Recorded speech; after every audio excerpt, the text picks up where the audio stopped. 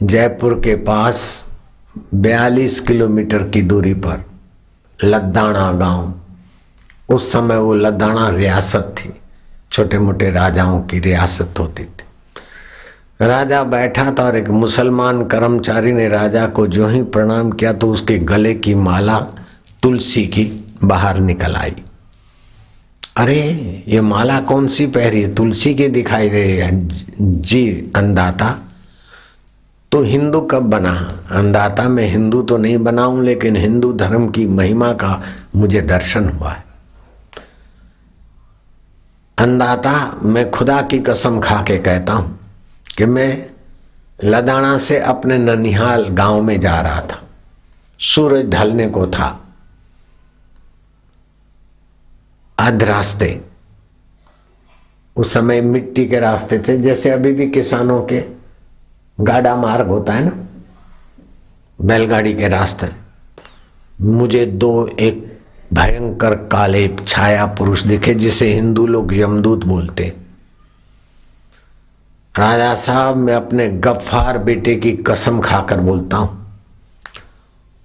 उस डरावने पुरुषों को देखकर मैं जरा सिम गया। उन्होंने कहा तेरी मौत नहीं है, हम दूसरे काम के लिए आए हैं। अभी सामने से बैलगाड़ी भगाता हुआ किसान आएगा और ये जो खड्डा दिख रहा है ना गाड़ा मार्ग में, उसमें उसका बैलगाड़ी का पहिया जर्क खाएगा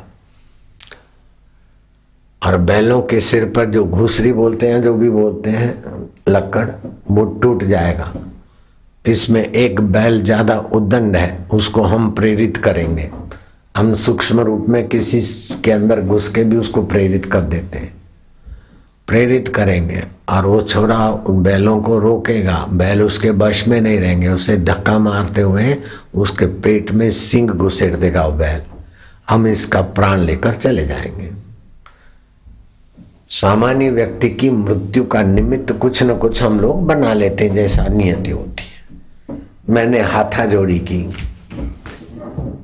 कि हे यमराज के कर्मठ दूतों, मैं आपको हाथ जोड़ता हूं, अगर रहमत बख्शो तो मैं इस पेड़ के पीछे छुपकर इस इसरार का दीदार करूं। बोले कोई बात नहीं, देखना, कोई बात नहीं, देख लेना। मैं छुपा रहा और वो बैलगाड़ी आई आई आई और जैसा यमदूतों ने बताया ऐसे बैलगाड़ी का पहिया उस खड्डे में जर्क आया, घुसरी टूटी और बैल उद्दंड हुए।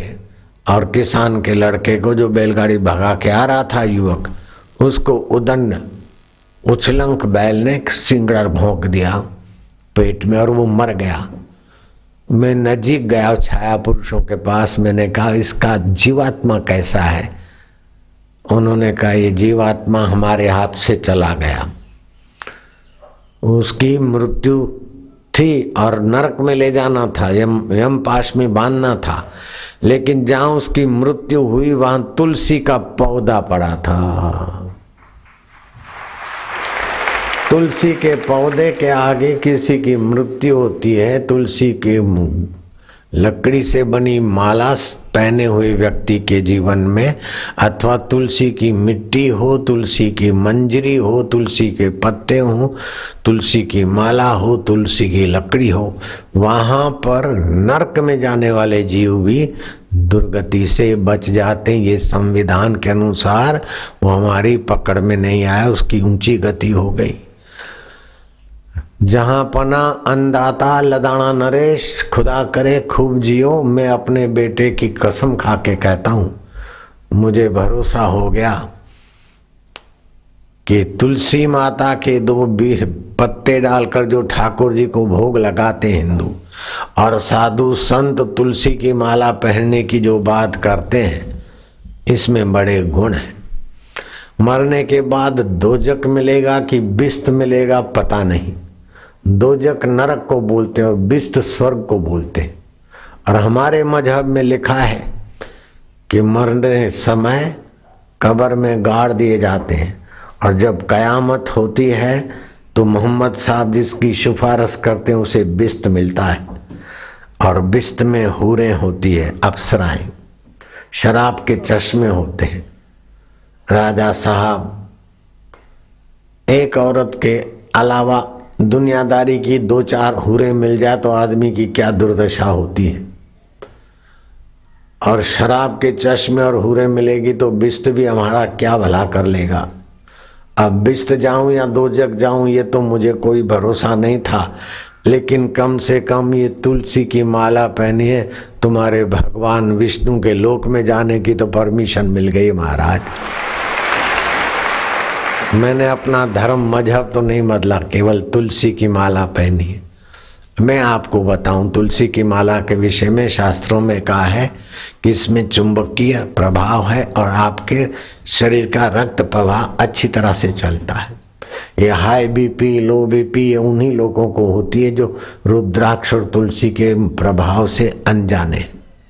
मुझे फालसी जहरी मलेरिया हो गया था और खड़े पैर अच्छे डॉक्टर गुजरात में फर्स्ट आए एमडी में, ऐसे दिन में कई बार बीपी मापते थे, एक बार भी नहीं उनको हाथ लगा के लो बीपी है या high BP, normal normal normal.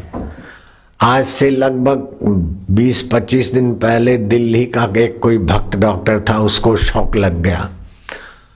ओ कैल्शियम मापना है बापू, आपकी उम्र हो गई। मैं क्या, मेरे सब ठीक है। बोले इजाजत दो। ये बहुत बार कहता, मैं क्या अच्छा ले लेना, तो मशीन ले आया, उसमें हमने पैर रखा,